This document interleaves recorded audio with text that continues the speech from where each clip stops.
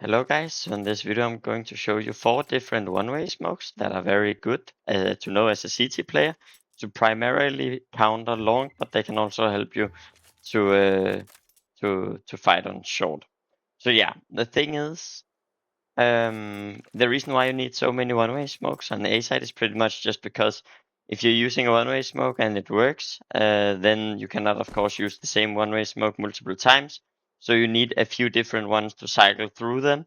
And when you get one smoke to work, you can also throw the same one just to put pressure on the enemy team. So it's very important to know a few different ones. So yeah, some of them is more common and other ones are not very common at all. So let me just go through them. I'm starting with the most common. So the first one is the one where you stand on backside. You line it up right here, and then you just aim right here with a right click. The one is that you're giving it a one way on the right side, so it's difficult for them to spot you, of course. And then you can reposition on top of this when you get the first kill, or you can start on top of here.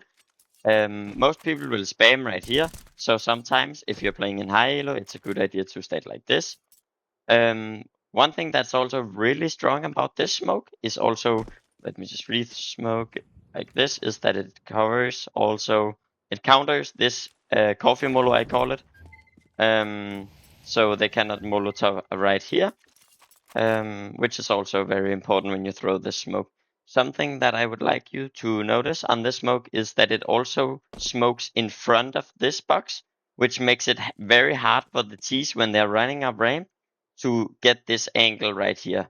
So when they can't see this corner right here, then it's very hard for the T's to know where to spam and when this where this corner is. So that's just very important. If you have another lineup, make sure that it covers in front of this, because it pretty much just creates like a wall or something like this. So they cannot really. So it's harder to spam. That's just pretty much what's important about it. The next one that I'm going to show you is just a variation of the Olaf smoke. So what you're going to do is pretty much, and of course, guys, what is very important about these smokes is pretty much that you need to hold on to your smoke as long as you need. So when they're going to do the smokes here, then you can do the smokes, and you're not going to use the smoke before they do smokes themselves. And they usually do 2 smokes. Sometimes they do 1 smoke, but they will not be able to cross without information. So if you know that they have full buy, I would wait for 2 smokes unless you're hearing a lot of noise. Yeah. So that's just in general for all of the smokes. So you don't use the smoke before they are crossing, of course. Yeah. And this is just a way of doing it. So your teammates take short and they hold short, and then you will be able to fight side. And they have to full commit to actually force your smoke out. So you can just play for information meanwhile and stuff like this, wait for flashes and all of this. And then you can take short fast by boosting your teammates and just waiting on side and playing only for information on long. This will also do so your rotation is a lot faster as CT, because if they are going fast B, then they can go, the mid player is hopefully on B, but if not, then you are going to play one fast CT down here, and then there are 2 guys either running out short, clearing all of this, so you can retake through tunnel, or you're just going to rotate faster through CT, so you'll be faster to give these, retake flashes. Yeah, it was a bit of a, beside of the video. It's just important to notice why it's also a good thing to not always take short if you don't believe that they're going to go long, actually. And you don't have AWP to help it. Okay, so the next one was the variation of the Olaf's smoke. So what you're going to do is just crowd around here, this corner. Doesn't have to be specific, just so they cannot see, of course. And then what you're going to do is double click, and then you're just going to aim right here into the ground, and then you're just going to release like this. And what this will do is give you a perfect one way where you can jump on top and you can spot long very early. As you can see, this gap, you can just shift on top, and this will give you the one-way smoke right here, so it's pretty much impossible for them to spot you. If you don't see anything, then you can go around and you can actually also spot car. If they are already up, then you can go down like this. Let me just show you. I will re-smoke it.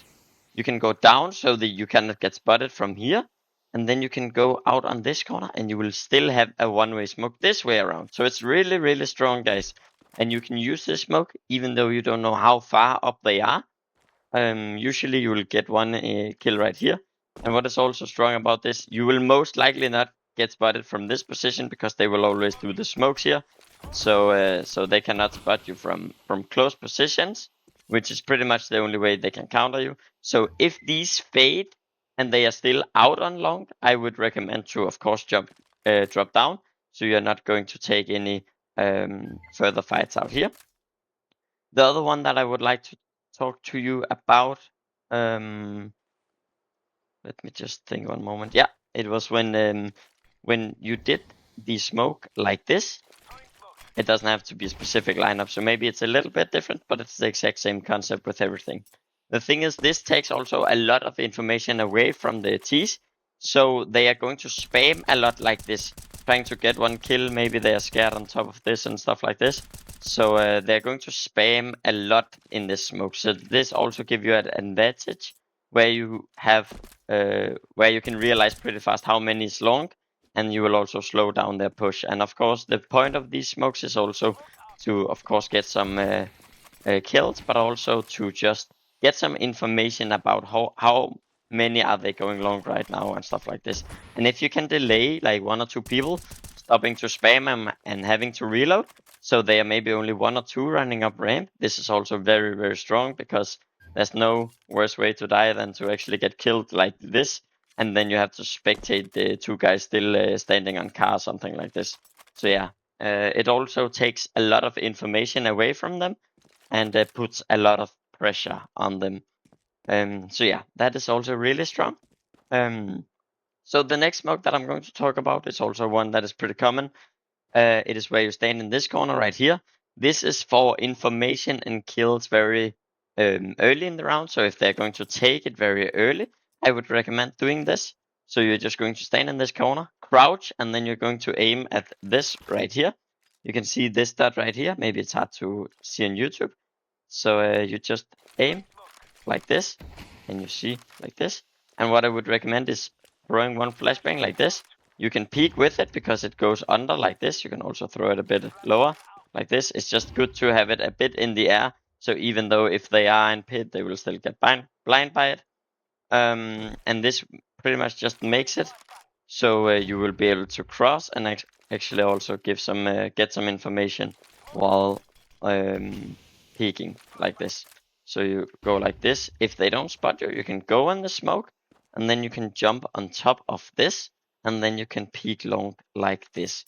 So guys, this is one of the most common one, and what I would recommend is that what you can do is you can use it in the last few seconds, because so many people knows it. So you can actually hear if they spam it before you're going to use it.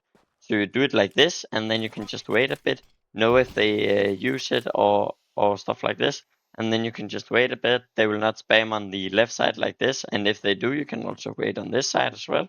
And then in the last few seconds, you can pretty much just count in your head until when it will do, and then you can peek in the last few seconds. Because if people are spamming 2 magazines into it, they're not going to expect it the last few seconds. And also, if you use the smoke and you get one kill, just sometimes, guys, when they are smoking like this or something like this very early round, it's really strong to just throw this. Sometimes it can stop a push by itself without you even using it, because they know it, and maybe you have gotten 2 kills earlier in the game.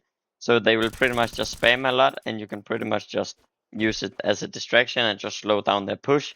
And if you use the smoke, they're starting to spam and stuff like this. You can throw a few flashes like this or anything like this.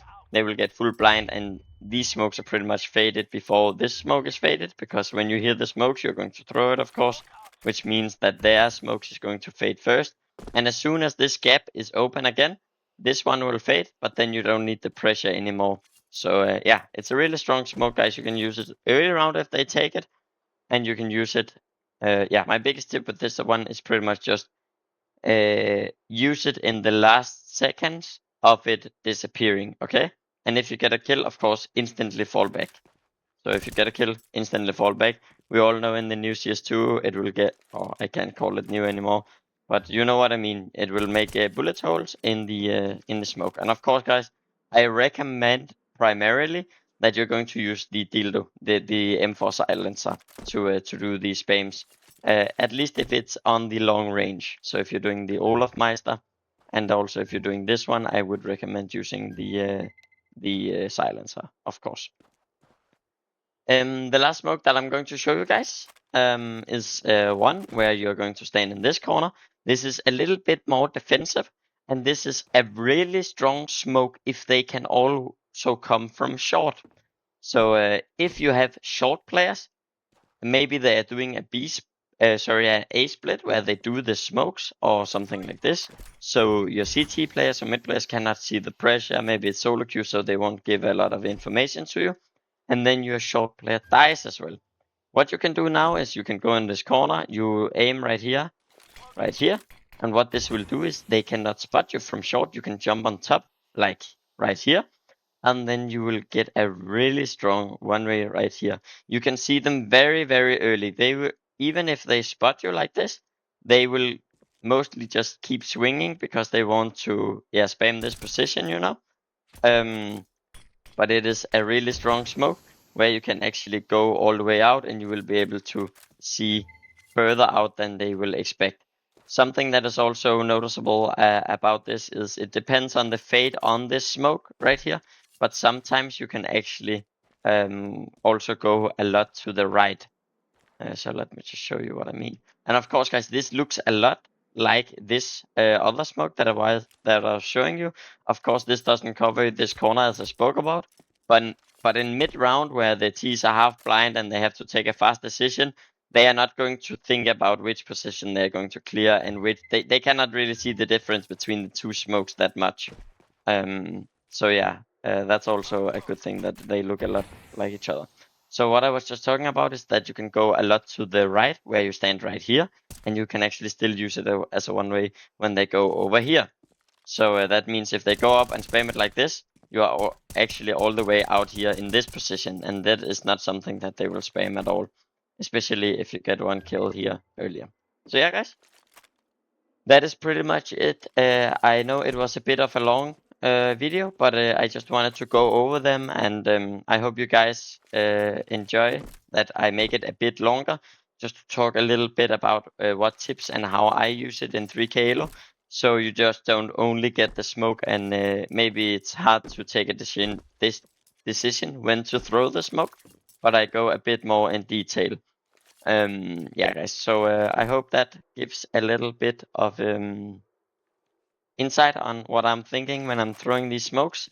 And let me just tell you guys, this is really, really strong. If you're playing in a elo where you feel like it's very hard for people to either play spawns where you take long every round on buy rounds, or the T's are just taking long so aggressively that they are smoking on the corner right here, and they are throwing 6 flashes above while 2 guys is running out and stuff like this. When they're using so much utility and your team is not really doing their best to actually take long, it can be really strong to pretty much just throw a single flashbang like this or something like this, just to keep the pressure, so the T's needs to throw all of this utility that they are usually doing. They're just using a lot of utility. They're going aggressive on long, and you can take short. You can boost your premates like this. Pretty much just stand in this corner. Your premates will jump up short. They will take short aggressive. They can maybe boost right here and try to get a pick early on lower to get off the pressure from B. And then as soon as you're done that, you can just go out here, do this flash once, and then you can go back to side. You can hear a lot about the pressure if they're going long. If they're not taking long, guys, what you can do is just do this smoke right here. And then if you have big balls, you can go out like this, and then you can throw a Molotov like this. This way you will take it solo without taking a too aggressive fight, okay? And then you can just do a single double click flash like this, and then you can take a fight. Molo here, smoke here, a single flashbang, and then you will actually be able to fight, and you can solo take it. And this is so important, guys, because if they are not, usually in solo queue, people are not going long unless it's very late round and they're going to retake it, or if they will take it very, very heavy. So yeah, so that is pretty much just a tip. If you hear nothing on long, you can also take it solo late round. And if you die, guys, of course it's really bad to die and give entry and give full long control. But if you boosted your team in the beginning on short, and you have 2 players short, it is still not that bad of a position. So the thing is, if you get long, you can pretty much play solo A, and if you don't get long, you are 2 on short still. You can take middle with the mid players, and then you're going to just play retake A from short position. So it's just to tell you, if you die, it's not necessarily a bad play. Because the amount of rounds where you will get full long control, you will be able to stand pit and just get so much pressure. And if you die, you have used all of your utilities. You're not going to drop them any good nades. And yeah, okay, guys. So this is just something that I do in solo queue. Again, the video got a bit too long. Let me know, guys, if you would like the videos to be a little bit long. So it's just not the regular videos like a lot of other players where they just show you the lineup and nothing else. I'm speaking a little bit more in detail, and let me know if you would prefer that, or if you would only like the lineups and make me shut up as fast as possible afterwards. But yeah, guys, thank you so much for watching. I'm sorry I haven't uploaded for a long time. I will start to upload as much as I can, and then I just wish you a very good yeah, I don't know when I'm going to upload it. But thank you for watching, guys. Bye.